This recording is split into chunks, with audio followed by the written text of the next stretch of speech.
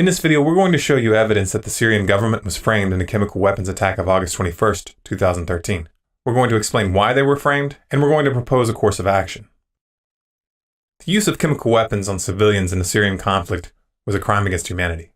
As such, it should be the subject of a real criminal investigation, and those responsible should be brought to justice. However, if the US and NATO have their way, that's not going to happen. In their book, a simple accusation is as good as a conviction, and therefore there's no point providing any real evidence. Let's just skip right to the missile strikes, shall we? This isn't really surprising to anyone who's been paying attention, though. The United States has had Syria and Iran in their crosshairs for a long time. The plans for these wars have been in the works for over a decade. About 10 days after 9/11, I went through the Pentagon and I saw Secretary Rumsfeld and Deputy Secretary Wolfowitz. I went downstairs just to say hello to some of the people on the joint staff who used to work for me, and one of the generals called me and he said, "Sir, you got to come in and talk to me a second." I said, "Well, you're too busy." He said, No. He says, "We've made the decision. We're going to war with Iraq." This was on or about the 20th of September. I said, "We're going to war with Iraq? Why?" He said, "I don't know." He said, "I guess they don't know what else to do." So I said, "Well, did they find some information connecting Saddam to Al-Qaeda?" He said, No. He says, "There's nothing new that way. They've just made the decision to go to war with Iraq." He said, "I guess it's like we don't know what to do about terrorists, but we've got a good military and we can take down governments." And he said, "I guess if the only tool you have is a hammer, every problem has to look like a nail." So I came back to see him a few weeks later, and by that time we were bombing in Afghanistan. I said, "Are we still going to war with Iraq?" And he said, "Oh, it's worse than that." He said, he reached over on his desk, he picked up a piece of paper, and he said, I just got this down from upstairs," meaning the Secretary of Defense's office today, and he said, "This is a memo that describes how we're going to take out 7 countries in 5 years, starting with Iraq and then Syria, Lebanon, Libya, Somalia, Sudan, and finishing off Iran." There are 3 primary psychological techniques that the powers that be in any given era use to build up the public support needed to take a country to war. 1. Create the impression that the aggressor is actually acting in self-defense, or in defense of a helpless nation. This can be done by exaggerating the danger posed by an enemy, fabricating an attack and blaming it on the enemy, or intentionally provoking the enemy into a response. 2. Build up a crusade mythology, one that presents the aggressors as fighting for a higher ideal, or for the good of all humanity. In our current era, the meme of spreading democracy, fighting terrorism, or defending human rights are the most commonly used. 3. Dehumanize the enemy. War is mass murder. Therefore, presenting the enemy as evil, barbaric, or subhuman is essential unless you want your citizens and your soldiers questioning the morality of their actions.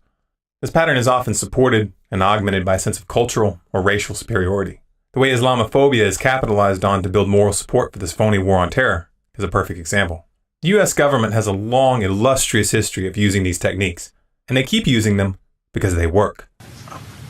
I frankly think that crisis initiation is really tough. And it's very hard for me to see how the United States president can get us to war with Iran. Which leads me to conclude that if, in fact, compromise is not coming, that the traditional way of America gets to war is what would be best for U.S. interests. Some people might think that Mr. Roosevelt wanted to get us into World War II, as David mentioned. You may recall we had to wait for Pearl Harbor. Some people might think Mr. Wilson wanted to get us into World War I. You may recall he had to wait for the Lusitania episode. Some people might think that Mr. Johnson wanted to send troops to Vietnam. You may recall he had to wait for the Gulf of Tonkin episode. We didn't go to war with Spain until until the Maine exploded. And may I point out that Mr. Lincoln did not feel he could call out the Federal Army until Fort Sumter was attacked, which is why he ordered the commander at Fort Sumter to do exactly that thing which the South Carolinians had said would cause an attack. So if, in fact, the Iranians aren't going to compromise, it would be best if somebody else started the war. One can combine other means of pressure with sanctions. I mentioned that explosion on August 17th. We could step up the pressure. I mean, look, people, Iranian submarines periodically go down. Someday one of them might not come up. Who would know why? We can do a variety of things if we wish to increase the pressure. I'm not advocating that. But I'm just suggesting that this is not a either-or proposition of, it's just sanctions has to succeed or other things. We are in the game of using covert means against the Iranians. We could get nastier at that. The United States has been trying to get Iran under its thumb for a long time. In 1953, the CIA and the UK's MI6 organized a coup to topple the democratically elected Prime Minister of Iran, Mohammad Mossadegh. They then installed the Shah as their puppet. The Shah, who just also happened to be a brutal dictator, ruled until 1979, when he was overthrown during the Iranian Revolution. The US didn't like that, so they tried to take Iran down by arming and funding Saddam Hussein against the Iranians. This was during the Iranian-Iraq War, which is also sometimes referred to as the First Persian Gulf War, which lasted from 1980 to 1988. The US continued its support for Iraq even though they knew full well that he was using chemical weapons against the Iranians. This now declassified top-secret memo from November 4th, 1983, documents chemical weapons used by Iraq and discusses Iran's likely reactions. Here's a second memo written on February 24th, 1984 to the Director of Central Intelligence, predicting that Iraq will use nerve agents against Iran. Note that the source of these documents is Foreign Policy Magazine, which is an extremely pro-establishment publication by any standards. In spite of this, friendly diplomatic relations between the US and Saddam continued. This video of Donald Rumsfeld, then Special Envoy of President Ronald Reagan, meeting with Saddam was taken on December 20th, 1983, which was after the first memo. This means that those running the US knew Saddam was killing people with poison gas, and they didn't care. Taking down Iran was more important to the US government than protecting human rights, and it still is. Saddam failed to defeat Iran, so the US switched tactics, and for a long time they tried to go after Iran directly by accusing them of building nuclear weapons in order to justify military strikes. However, this line of worn-out propaganda didn't gain any traction, largely because the US government had lost most of its credibility in their trumped-up claims about Iraq's weapons of mass destruction. You can only cry wolf so many times before people start rolling their eyes. Their agenda fell apart completely when elements within the CIA and Mossad came forward stating that there was no evidence that Iran even intended to build such a weapon. Not to be deterred by little details like the truth, these chicken-hawk neocons decided to go after Syria to get to Iran. They know that Syria and Iran have a mutual defense agreement, and if NATO forces enter Syria, Iran will be drawn into the fight. And then these little deranged psychopaths in suits will get their war. We still have to maintain appearances, though. We wouldn't want people to think that this is about controlling the world's oil supply and protecting the petrodollar, would we? No, put those crazy conspiracy theories out of your mind. We're here to spread democracy and freedom and to protect human rights with 50 caliber machine guns and drone strikes. If it were obvious that the US was attacking Syria, it would be very difficult to obtain international or domestic support. So rather than attacking Syria directly, the US and NATO have been running a proxy war by arming and funding the Syrian rebels. To obscure the source of this support, US allies in the region such as Qatar and Saudi Arabia have been used to purchase weapons, then route them to Syria via Turkey. This pattern of arming and funding dictators or extremist groups to get them to take down non-cooperative governments has been a key element in America's foreign policy ever since the creation of the CIA after World War II. We also have a history of kind of moving in and out of Pakistan. I mean, let's remember here, the people we are fighting today, we funded 20 years ago. Well, let's not just talk about this in a general sense. Who was running that operation? U.S. National Security Advisor Brzezinski flew to Pakistan to set about rallying resistance. He wanted to arm the Mujahideen without revealing America's role.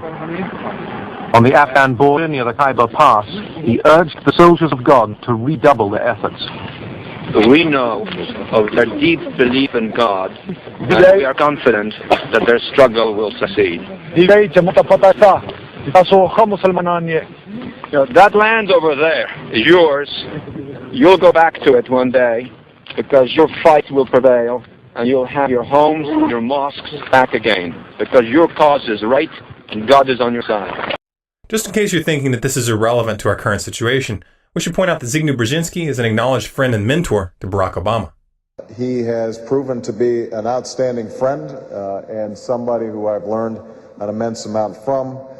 And for him to support me in this campaign and then be willing to come out here to Iowa is a testimony to his generosity. So if everybody could please give Dr. Brzezinski another round of applause.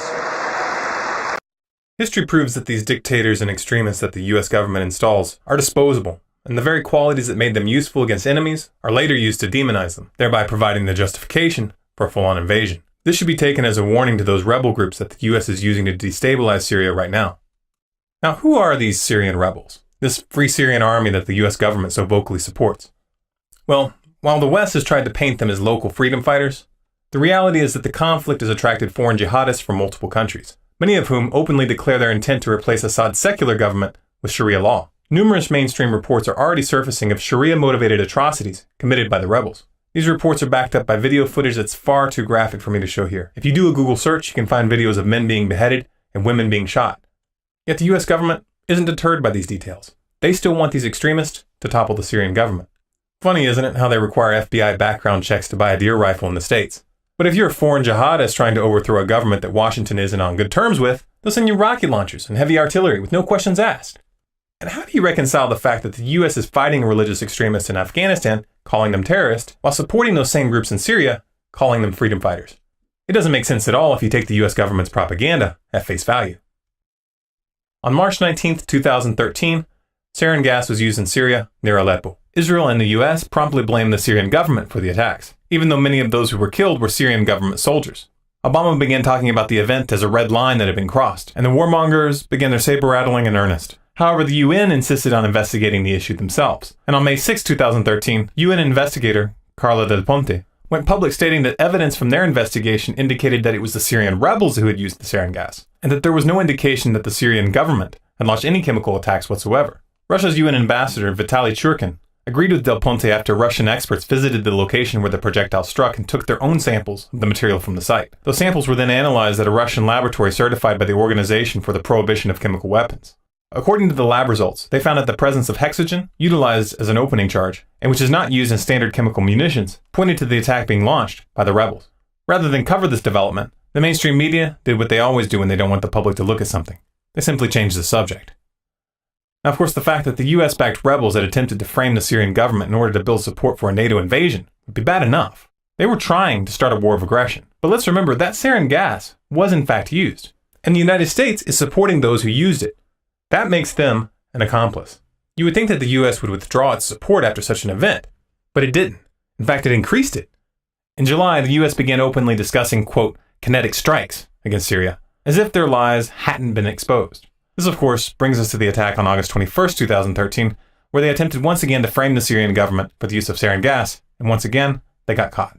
The first wave of media coverage tried to pin the attack on the Syrian government, and the US and France instantly came out condemning Assad. By August 24th, the Pentagon had already announced plans for missile strikes. But even as they did, their story was already falling apart. The Syrian army came forward that same day with footage to back up their report that they had uncovered a massive chemical weapons cache in rebel tunnels in the Damascus suburb of Jobar. This is the exact neighborhood where the chemical attack took place. Then witnesses came forward with this video footage showing the rebels preparing what appears to be crude chemical weapons rockets for an attack. If you look closely at these rockets, you'll see that the device shown is clearly improvised. This isn't a mass-produced military-grade munition like Assad would have. This is homemade. Reuters acknowledges in this article that photos of rockets matching the description in this clip are currently being examined by experts. These experts say that the rockets in the pictures that they have are, quote, relatively basic with crude stabilizing fins. They also say that they, quote, bear striking resemblance to devices found elsewhere in Syria in the aftermath of much smaller suspected attacks, end quote. If that's the case, and if the UN and Russia have evidence that the rebels were the ones who were behind the first chemical weapons attacks back in March, then what does that tell us? Let's put this case together as a district attorney might when deciding who to prosecute for a crime. Let's establish motive, means, opportunity, and evidence. These are the elements you need to reach a guilty verdict in a court. Who had motive? Not the Syrian government. The Syrian military has been making strong gains this past few months. They didn't need to use chemical weapons. Furthermore, they knew full well that the US and NATO were looking for any excuse to invade, so the last thing that they would want to do is give them that excuse. The rebels, on the other hand, do have motive, since they knew that they could count on the Western media to spin the story in their favor. And that's exactly what's happened. But did the rebels have the means and the opportunity? Actually, yes, they did. On May 31st, 2013, security forces in Turkey found a 2-kilogram cylinder filled with sarin gas after searching the homes of Syrian militants. On July 7th, the Syrian army went public about a chemical lab that they had found belonging to rebels in the city of Banias. In terms of evidence, everything that has been released to the public so far points to the rebels being behind the attack. If the US government has any real evidence to support their side of the story, why don't they produce it? The so-called intel document that they released on August 30th to justify their position doesn't contain any evidence at all. It's just a statement of opinion. They're talking about bombing a nation, taking us into a war that will most likely spin out of control, drawing in Iran, Russia, and China, just based on their word. Both Russia and China have openly sided with Syria and Iran, and Russia has warned that thermonuclear war could result if the US continues down this path. We're talking about World War III here. This is not a game, people. This is by far the most dangerous crossroads we have ever come to in living history. If we let these psychopaths continue taking us down this path, the consequences are too horrific to even contemplate. We've been trying to warn people where we're headed and trying to show you that there's no political solution that will turn the US government around. Voting the bums out is not going to work. The people are going to have to take the power that they've handed over to these madmen back, directly. The first stage of the revolution is the ideological revolution. That means that our first job is to wake people up. To achieve this, we must build networks of awareness. It's time to connect the activist groups, the Facebook pages, the bloggers, the alternative media. It's time to build lines of communication that cross these artificial borders of left and right. It's time to find that common ground, that unifying idea that will enable us to face our common enemy, and which will lay the framework for what comes next. We must reach a critical mass of awakening, because that's when these networks of awareness become networks of resistance. Our network must reach into every aspect of society, especially the police and military. The police and military are the enforcement arm of this mafia. Without them, the powers that be have no power at all. We must show them that they're being tricked, that they are not being sent to fight for freedom. Nor do the American people or the Syrian people want this war. Only 9% of the US population support strikes against Syria. 91% oppose it. Who wants this war? A handful of narcissistic psychopaths and useful idiots. You really want to bleed for them? History will remember the real heroes of this crisis as being the ones that had the courage to face this corrupt chain of command and say, no, I will not comply. Some are already making this stand. Don't leave them standing alone. If you want to understand the real reason we're being taken into these wars, please watch The Road to World War III, a video that we released last year predicting the precise chain of events that we're seeing unfold right now. You want to do something to stop this? Watch Revolution and Instruction Manual and put those instructions into action. Then visit the Get Involved section on our website for more information. For more videos like this, subscribe to Storm Clouds Gathering on YouTube. For updates, bonus content, and to influence future videos, follow us on Facebook at facebook.com/stormcloudsgathering. Our Twitter handle is Collapse Updates, and our website is stormcloudsgathering.com.